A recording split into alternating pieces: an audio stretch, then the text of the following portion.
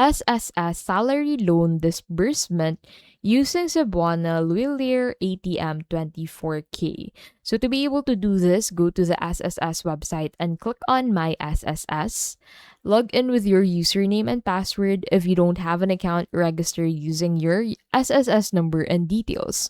From the dashboard, choose Loans and then select Salary Loan. Use the loan calculator to see your maximum loanable amount and monthly amortization. Fill out the loan application forms, select your preferred disbursement method, review and submit.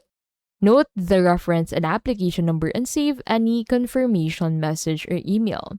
Now monitor the status. So check my SSS inquiries or application status and watch for SMS or email updates.